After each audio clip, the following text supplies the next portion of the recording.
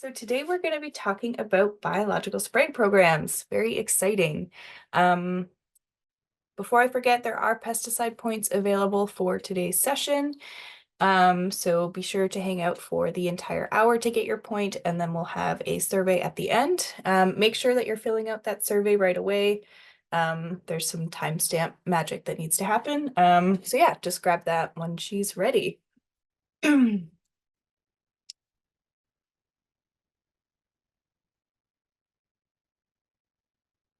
There we go. All right. So before we dive in, just a few upcoming events. Um, for Tunnel Talk, I'm going to be hosting or starting to host a series of roundtable/office hours. So in those cases, we're not really going to have prepared content. It's going to just be more come together, talk about how the season's looking, what looks good, what doesn't look good. Yeah, so super casual. If you want to jump onto those, that's fantastic. You don't necessarily have to come to all of them. If you want to jump on the first one or the last one, that's totally fine. June 12th, we're going to be talking about ventilation in greenhouses with a guest speaker, so I think that will be fantastic. And then July 10, we'll look at implementing biocontrol agents. This will be specifically focused on commercially available products and some of the things that we can do to check the quality of the product that we're receiving, and just making sure that we're getting sort of the best bang for our buck there. There's a webinar May 7th on food and drink trends, and then we have a series of weather station maintenance workshops as well. In case the May session is too far away for you, we do have a couple other options, so check that out if you have a weather station. The department is also organizing a series of pesticide applicator courses. We've got a handful of dates through May. For those of you who aren't familiar or haven't really applied pesticides in the past, you do need an applicator license, and that includes sort of more biological based products as well. So if you're interested in that, you can either reach out to me, reach out to your ag rep, or reach out to Jim directly.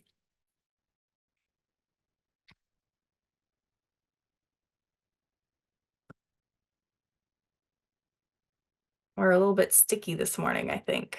Oh my gosh. Just does not want to show the picture of Matt. There we go.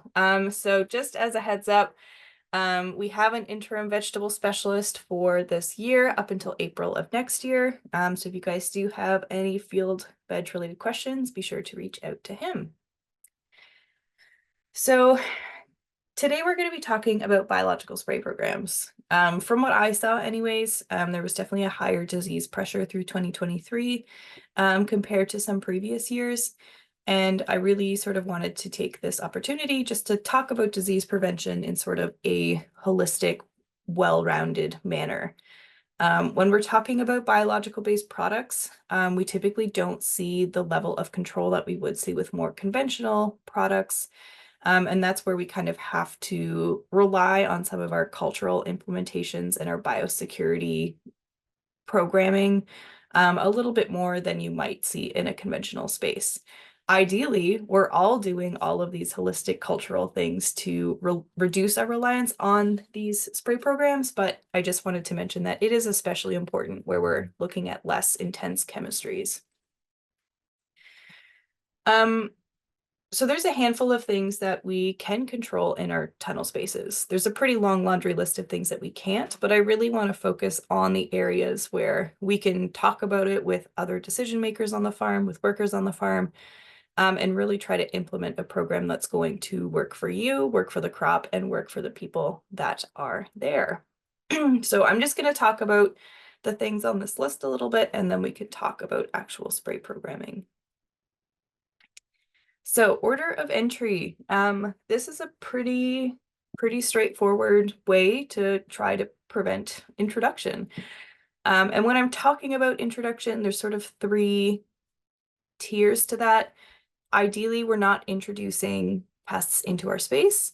Ideally, we're not moving pests from one space into another. And ideally, we're also not taking pests with us when we leave.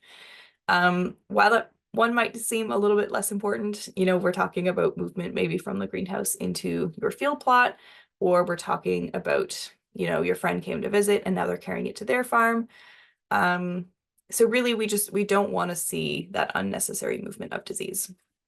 So order of entry, really the very basic principle that the most susceptible or vulnerable plants are visited first, and you are ending off on sort of the oldest or the most diseased crop. And so it's really just about thinking about what you need to get done that day and how we're going to go about it. In the scenario where potentially we have some sort of weird disease outbreak happening in the second photo in a set of like newly transplanted plants, then I would replace sort of that healthy, not necessarily the picture in that, or the crop in that picture, because we can see some disease there. But if you do have like a full active harvest happening in a crop that doesn't have any pest or disease issues, I would prioritize that over the younger crop that's now showing something widespread. Having dedicated footwear and work clothes is also a good practice to get into, whether you want to have sort of that for each dedicated space, or if you just sort of have one, then yeah, just worry about the one space. This can look a few different ways. So the women in these photos, they're wearing a Tyvek suit. So they would walk in the door, put on their suit, put on their booties, and they're ready to go. But you can also look at actual dedicated footwear or clothing if you're going to be working in that space for a long time. So in that case, what they would do is they would put on sort of their work clothes for the day in the sort of greenhouse bathroom, put their suit on as they're walking around in the header house and going where they need to go, and then take that suit off once they get into the greenhouse. What I like about this is that there are going to be scenarios where we can't necessarily abide by that ideal order of entry. A lot of farms maybe have only 2 or 3 employees. And if you think about how much water these transplants need, especially as we have these warm, sunny days, it's not realistic to only be able to water those plants once a day. So having that dedicated footwear, having a dedicated, you know, coverall or lab coat or something you can put on to go and tend to those seedlings is a great sort of modification to our order of entry and being mindful where we can. And really, it's just about creating a barrier between us and the crop. I'm sure everyone has had that experience of driving home at the end of the day or hanging out at home and you kind of find aphids or thrips or whatever it is kind of crawling on you from hours ago. So it's certainly an easy way to spread an issue without intentionally doing it. Managing the growing environment is a huge benefit. Obviously, the less that our plants are stressed out, the less that they need to focus on basically pests and disease, and they can just focus fully on production and producing all those beautiful fruits and veg. We're already sort of in that realm of controlling the environment where we are excluding our overhead precipitation. And then the degree of control that we have over that is going to be structure dependent, but there are some tools that we have even for the most basic structures. So if we take a look at the greenhouse in the photo here, you can see that the vents are rolled up. It's pretty impossible to get through a summer of production without the vents rolled up unless you have some pretty serious cooling hardware. And you'll also notice that they have screened in the vents there as well. So we're reducing the route of entry for a bunch of insects that could very easily jump from the field production that's happening right next to it. And so venting is great. Sometimes that air is just not moving the way that we want it to, or it's moving too intensely, and we actually need to intervene to keep that crop from just getting battered. So that's where we look at things like fans. So we have a couple options. The one in the photo here is a V-flow fan. So instead of, it basically takes the air from the top and pushes it downward. And we're looking at a bit more of a vertical air movement. The other option, which is kind of the more traditional fan that we see, is going to be a horizontal air fan. And that's basically just going to circle the air around the greenhouse. Where plants need that air movement, that becomes especially important. Excuse me. That becomes especially important when we're dealing with high humidity situations. And so I've included a vapor pressure deficit chart here. This isn't something we've talked a lot about in these meetings, but I think that we will be spending some time focusing on it in the future. But I'll kind of give you the super quick rundown, and if you have questions about it, feel free to reach out to me at a later point.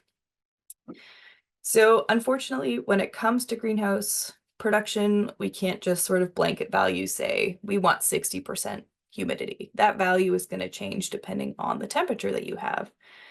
So if we look at our chart, if we check out sort of that 60% relative humidity reading, that's perfectly suitable. We're in the green zone from about 15 degrees Celsius until 24. Once we get above 24 degrees, though, that's not really the balanced environment that we're looking for. And hitting above 24 degrees happens quite often throughout the summer. So it's super worthwhile, in my opinion, to have a temperature and humidity sensor in your greenhouse. It would be awesome if we have something that has a bit of a historical record, so that you can kind of look back. If your plants start to look a little bit wonky, we can check out the growing environment for that time. And also one that we can potentially set alerts to, and one that pushes to our devices. It's a lot easier just to check your phone as opposed to have to stop what you're doing and run back in the greenhouse. And it also does not abide by our order of entry. So this is just a great way to keep an eye on the space, make sure things are going okay, without sort of having to tromp through there and find your sensor. Back to the chart just for a second, in case it's not sort of straightforward. We're aiming to be sort of in that green zone, that green band. So depending on what your temperature is, it will have a corresponding humidity and vice versa. Yellow is, we could be better, but it could be worse. And red is obviously a no-go. I'm happy to talk to anybody in the meantime about sort of what we can do to play with our humidity. Sources of inoculum. So this is something that to some degree we do have a control over. A lot of this stuff can just be picked up by the wind and blown into the greenhouse. We typically see that with some of the windstorms that we get in the fall. But there are also a lot of on-farm sources of inoculum that could do well with more attention. So things like your debris pile, whether or not it's actively as fruit heavy as some of these photos, but even if it's your deleafing pile, it's your thinning pile, whatever we want to call it, we have to think about where we are putting that once we're done with it. So it's not enough just to pull it out of the greenhouse if I'm going to then set it immediately beside the greenhouse. There's a lot of wind happening in Nova Scotia, and it's not going to take very much for all of the spores and the insects and everything else that's sort of living in that pile to be blown immediately back into your greenhouse. In terms of prioritizing some of the things that I'm talking about today, I think, compost piles is going to be a big one. It should definitely be up on that list because you could have the most perfect order of entry strategy. You could have, boot covers, clothing covers, all that stuff. But if you have a debris pile sitting right next to your germination space or right next to your greenhouse, it doesn't really matter. So yes, I definitely encourage everyone to think about where their waste is going. I acknowledge it takes more time to move it further away and to kind of spend a lot of energy thinking about it. But it's definitely an important one to make sure that all of our other strategies that we're implementing have a chance of actually working. I won't spend too much time talking about variety selection. We've kind of already selected our varieties for the season and we're going ahead full steam. But there is a lot of information available about resistance and varieties that have maybe increased ability to resist diseases. So I just pulled this from the Cornell Vegetable website. They had a huge amount of information and it looks like it's been updated since 2022, which is pretty good. And it basically just lists, this one particular looks at cherry tomato varieties and lists everything that it is or is not resistant to. Biosecurity protocols.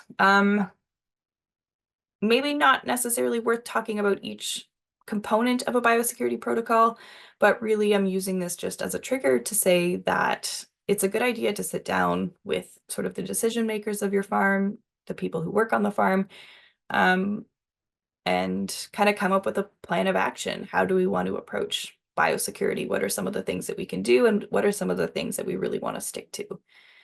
So we'll start on the left side of the image.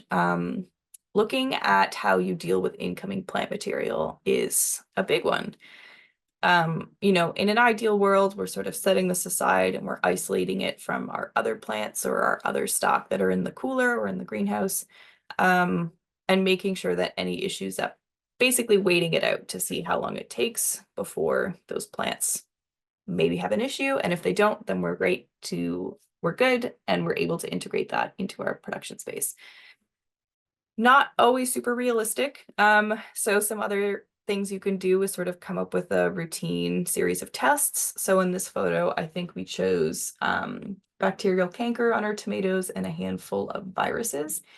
And basically just collect tissue once they have enough tissue to be collected, and run a series of tests. We could do this within an hour or two, and then, by the afternoon, then we're kind of hitting the ground running with transplanting now that we feel better that there isn't something in there that we don't know about. Visitor sign-in sheets are always a good idea just to keep track of who's coming and who's going. One additional question I would maybe toss on there would be the question of like, have you been to a farm today? It's a good trigger for you. It's a good trigger for the visitor just to think about, is today the best day for this person to be coming and walking through? If we're wearing, additional boot covers or clothing covers or going through like a foot bath in the photo here, less of an issue, but again, ideally that person is clean. The other thing I want to talk about is looking at our tools that we use on the farm, and trying to have dedicated tools for dedicated spaces where we can. This isn't going to be super realistic when it comes to things like sprayers or scissor lifts, or even stainless steel carts in some cases, because those are very expensive. But where we can, try to have dedicated tools, try to prevent taking the pruners from one house to the other, to the other, to the other. One thing in the greenhouse that I used to work in used to do was they had sort of a color coding system. So each greenhouse had an assigned color. Yeah, and it was just a good way to make sure that everything was where it belongs. This last one pains me to say, but unfortunately, your pets are also a route of transfer for pests and disease. As much as I love seeing the little guys, definitely something just to be aware of if we're having, basically anything moving from space to space to space sort of unchecked. Okay, scouting. So no IPM program is really complete without scouting. This is how we know what's going on in the crop. And it's going to take a little bit more effort than just sort of like, oh, I'm just going to walk through, everything looks fine, great. We need to take a little bit more time to flip leaves over. We need to look at old, we need to look at young. We might need to dig through that canopy a little bit, but really just get a sense of what's happening. Using a scope is always a good idea. Based on this cucumber photo, you can see that the thrips in this photo are very small, and you want to make sure that you're not missing something just because it's not visible to the eye. So scouting's important. Yes, we walk through the crop, that's important, but I think the use of something like sticky cards is a nice way to really track where our issues are coming from. And I think it really just builds into our scouting form nicely. So where are we seeing these issues cropping up? What time of year? What are those issues? And I think over time, you're going to develop a really great farm-specific record of basically what the issues are. Is it the same every year? Is it different? And that really helps you kind of come up with your spray program a bit more effectively, as opposed to just guessing or trying to remember, 9 months ago, what was the pest pressure like? The other tool that we kind of can use is looking at growing degree days. So the Kentville Research and Development Center are basically collecting these measurements starting March 1st. We post them in a few different ways. I kind of just chose the shorter one for today's meeting where we're just looking at 2021 to 2024, but they have that full sort of 10 years worth of data and basically just seeing how we compare in terms of our base 5-degree and base 10-degree accumulation. A lot of insect pests sort of come with a known GDD emergence or flight. And so by keeping an eye on that pattern or keeping an eye on that number, then we know when a good time to start our preventive spray is. So for example, if we're looking at insect development and we know that we typically see action around 100 growing degree days, we know that we're about 80 days out. Some of the things we can do in the meantime, look at how we're sort of trapping or scouting for that pest. Do we need to get pheromone traps? Do we need to get our vinegar traps?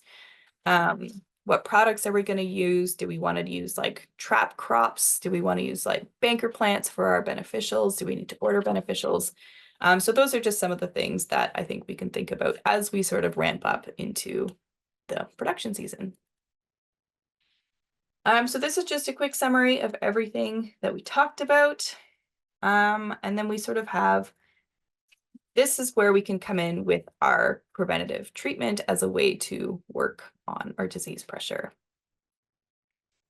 So we've got a handful of tools for actually looking at what products and sprays we want to use. So I'm just going to stop sharing for a moment here.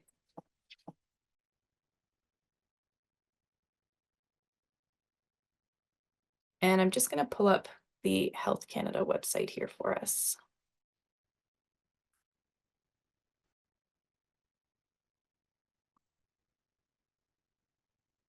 All right, can you see that okay?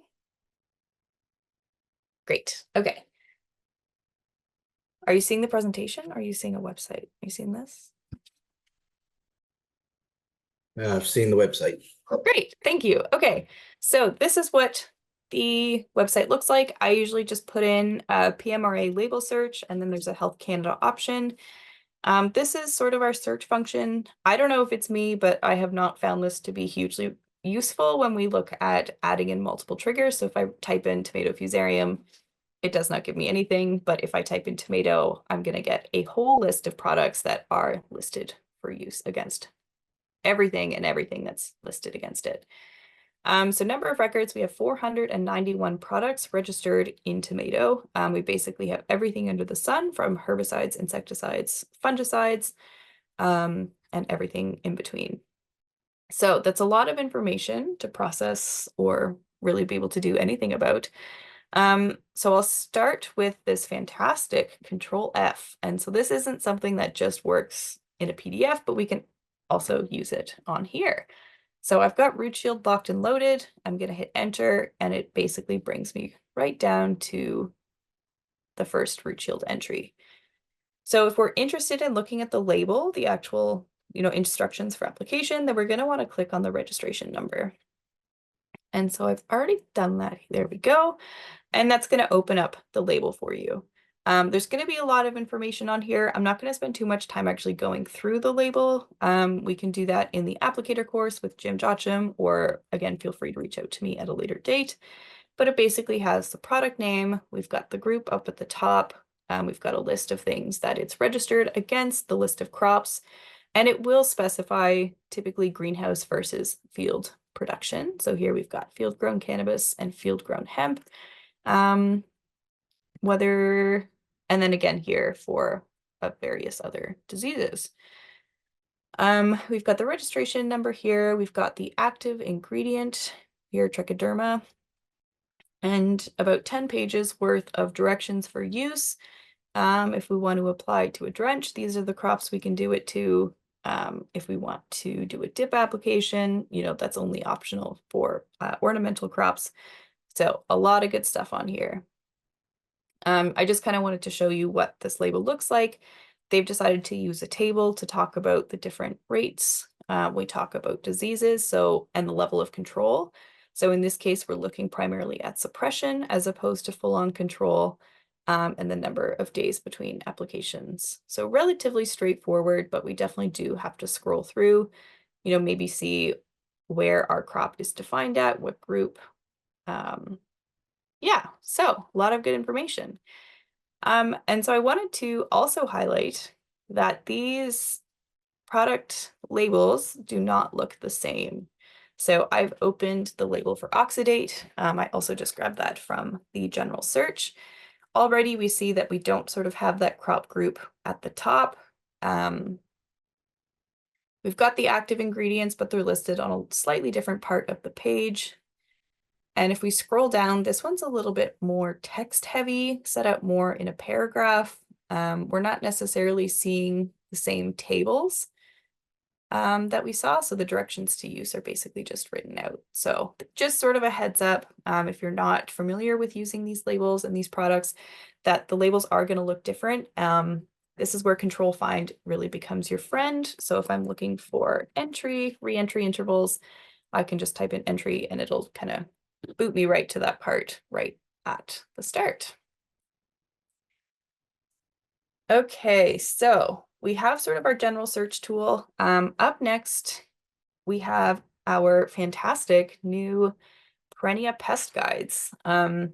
We basically took the time this year to transfer our old Word documents that needed to be updated line by line on a yearly basis and turn this into something that is a little bit more user-friendly. So I'm just going to go through a quick example here. At least for the vegetables, I think we are still in the process of updating all the information. So I wouldn't rely on this solely. What I would do is potentially look back to the 2023 Word documents that are still posted online just to get you started on sort of breaking down and categorizing the information. And then always make sure that you're verifying that information on the Health Canada website with the updated label. So this is the landing page when you're looking at our online pest management guide tool. We're going to focus on small fruit pest guides, and immediately it's asking us, are we concerned about insects and disease or weeds? So we'll say insect and disease. It looks like we have some additional information here. So if we're concerned about nematodes or pests that we don't see very often, we can kind of get funneled into that pool directly. But if we want to go ahead and sort of use the basic and advanced search, then we can go ahead and do that. Again, these crop guides are going to look different depending on the crop that you're using. So apples or like berries here, we have a few kind of other conditions that we're looking at. So we'll say that we're in a fruiting field as opposed to a new planting. We're going to jump ahead and we're going to go 10% bloom. And so this is not something that we typically see for vegetables where we've broken them up into like the specific of a crop stage. So you don't really have to worry about that when it comes to looking for products. Our strawberry pests, I think we'll do aphids and thrips. And I think we'll probably just leave that for the additional search and we'll just kind of see what comes up. So you'll notice we went from over 100 records, now we're down to about 17. And we're kind of have the Coles Notes version of the label just to help us make decisions on, is this product going to be right for us? Yes or no. So for aphids, we have a handful of products here. If we look at something like Belief, it says right in the notes here that we have control of aphids and thrips. So if I have an issue with both of those things, this would be a great product for me to choose because I only have to buy one. Our re-entry interval is 12 hours. Post-harvest is 0 days, so we can use that basically right up and through harvest if we wanted to. Yeah, so it basically lists all the products that are listed for this crop stage in strawberry. And if we continue to scroll down, then we also have the list for thrips. Like we said, we found Belief. It did say in the notes, but this is a great way to cross-reference. You know, if we're looking to just buy one, this is kind of a great way to check that out. So you can access this from your phones as well. It will sort of adjust based on the device you're watching on or checking this out through, which is great. You can sort of screenshot this if, you know, aphids and thrips are the hill that I die on and I want to look at this list every day and make adjustments, then you can do that. Or you can kind of just look at that full list or play around with your adjustments here. So fantastic new tool. I definitely recommend you guys check it out. Yeah, Perennia Pest Guides is going to be sort of that search tool that you're looking for. Okay, it's been a journey, but stick with me, guys. We're getting there. So we've got a couple tools. We've got one that's basically going to tell us everything that's registered for our crop. We have the Perennia Pest Guide, which is actually going to break that down based on the issue that you're experiencing and giving you some additional information on how to use it. So we're going to go over a lot of the same concepts that Talia went over. I should start by introducing myself. My name is Sonny Murray. I'm the small fruit specialist at Perennia. So I spend most of my time working in strawberries, high bush blueberries, and raspberries. I usually stay out of the greenhouse space because Talia has that covered, but there's a little bit of crossover when we start putting strawberries and that kind of thing into greenhouses. So what I really wanted to introduce today was a spray program for a crop that would take you through the whole year, the whole cycle of the crop. And, why do we need one? The first reason we need one is because most of the products we work with, especially on the fungicide side, they're preventative, right? So we got to put them on before we have infection, before we have a problem. So we need to make a decision ahead of time whether we're going to spray or not. Oftentimes, by the time we see that outbreak of disease in the crop, we visually see it through our scouting. By the time we get to that point, there's already a bunch of latent infections that we can't see that are going to show up in the next 2 weeks, right? So we already have infections happening in that plant that we can't see. And that plant has also launched a defense response to those diseases, right? So the plant is it's almost like you getting a cold, right? You know you're going to get a cold before you get the runny nose, right? You feel kind of miserable. Your lymph nodes are reacting.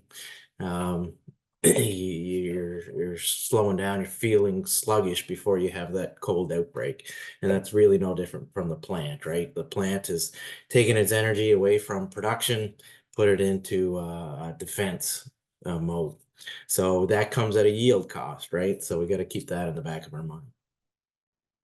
The other thing we want to think about is, we have these products at our disposal, but how long does that protection really last, right? So some of the hardcore chemical type products that we could be using, they have a residual control. They may last up to 21 days, and that's what we rely on when we're talking about field crops, things like wheat and soybeans and that kind of thing. We rely on these long residual intervals to get us through infection periods. Oftentimes in horticulture, the products we're working with, they have a very short residual, and they only may last a week. So important to keep that in the back of your minds. So the last reason I think we need to have a planned approach, a planned spray schedule is, you're just too busy in season to start from scratch, right? If you don't know what products you're going to use and what the reentry time is when you see that disease, you have so many other things going on at the farm at the same time. Um, it's hard to shut down and, okay, I need to go to the computer, I need to go to the books and decide what I'm going to do about this problem. We just don't have time for that. So we don't know what products to use when. Often decisions made in the heat of the moment, they're based on emotion instead of economics. And then we get into spraying products at the right time just because we think we should be doing something, right? And I just can't let this crop go when, maybe it's better off just to pull it out and move on. And we also have to think about the supply chain, and this is getting worse and worse in the last couple of years. Maybe we need this product, but our supplier doesn't have it on the shelf. Maybe it's 2 weeks out by the time they get it shipped to us, and it's just too late. So if we can make the plans ahead of season, we're going to be in much better shape.